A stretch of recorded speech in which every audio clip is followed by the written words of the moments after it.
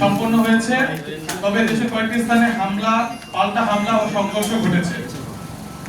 সারা দেশের অধিকাংশ জেলায় নির্বাচনের দিন নির্বাচন ঘিরে অন্তত ৩৯৩টি অপরাধমূলক ঘটনা, যেমন কেন্দ্রে বিশৃঙ্খলা, জাল ভোট, পোলিং এজেন্ট বের করে দেয়া এবং বিভিন্ন প্রার্থী সমর্থকদের মধ্যে সংঘর্ষের ঘটনা ঘটেছে। এর মধ্যে বরিশাল, রাজশাহীতে বেশি এবং কম বিশৃঙ্খলা হয়েছে ঢাকা ও ময়মনসিংহ বিভাগে। তবে দেশের কোথাও নির্বাচন ঘিরে সংঘর্ষে এদিন কেউ নিহত হননি।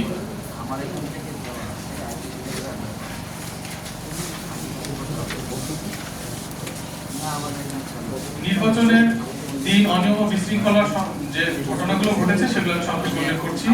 ভোট কেন্দ্রে বিশৃঙ্খলা ঘটেছে ১৪৯টি, প্রার্থী ও সমর্থকদের মধ্যে সংঘর্ষ হয়েছে ১০৫টি, যাতে ১৪৫ জন আহত হন।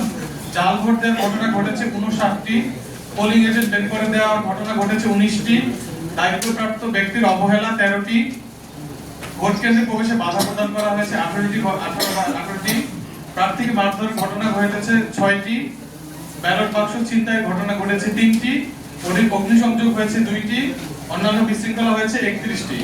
মোট বিশৃঙ্খলা হয়েছে ৩৯৩টি।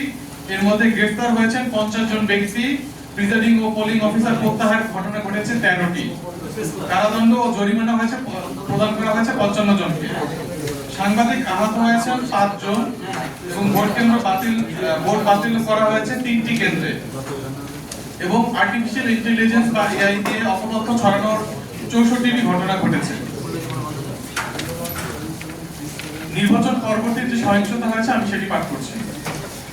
২ দিনে শান্তিপূর্ণ পরিবেশে ত্রয়োদশ জাতীয় সংসদ নির্বাচন গণভোট সম্পন্ন হলেও নির্বাচনের ফল ঘোষণার পর দেশের বিভিন্ন জেলায় সহিংসতা ছড়িয়ে পড়েছে।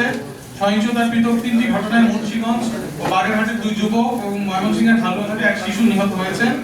এছাড়া নোয়াখালীর হাতিয়া উপজেলার চানন্দি ইউনিয়নের শাপলাকলি প্রতীকে ভোট দেওয়াকে কেন্দ্র করে 3 সন্তানের জননীকে ধর্ষণের ও শারীরিক নির্যাতনের অভিযোগ উঠেছে, যা ন্যাক্কারজনক ও উদ্বেগজনক। মুন্সিগঞ্জ, ময়মনসিংহ, বাগেরহাট, পটুয়াখালী, ফরিদপুর, পাবনা, ঝিনাইদহ, সিরাজগঞ্জ, রংপুর, পঞ্চগড়, নাটোর, নেত্রকোনা, নড়াইল, চট্টগ্রাম, কুষ্টিয়া, সাতক্ষীরা, নোয়াখালী, কুড়িগ্রাম, নারায়ণগঞ্জ, ফেনী, ঝালকাঠি, চুয়াডাঙ্গা, পিরোজপুর, চাঁদপুর ও ঝালকাঠি সহ অন্তত 30টি জেলায় বিএনপি, জামাত ও স্বতন্ত্র প্রার্থীর সমর্থকদের মধ্যে 2 শতাধিক পৃথক সংঘর্ষে 3 শতাধিক মানুষ আহত হয়েছেন এবং অন্তত 350টি অফিস, ব্যবসা প্রতিষ্ঠান, ঘরবাড়ি লুটপাট, ভাঙচুর ও অগ্নিসংযোগ করা হয়েছে।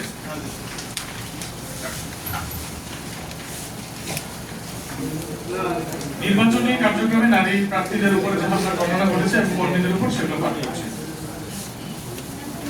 এবারে নির্বাচনে নারী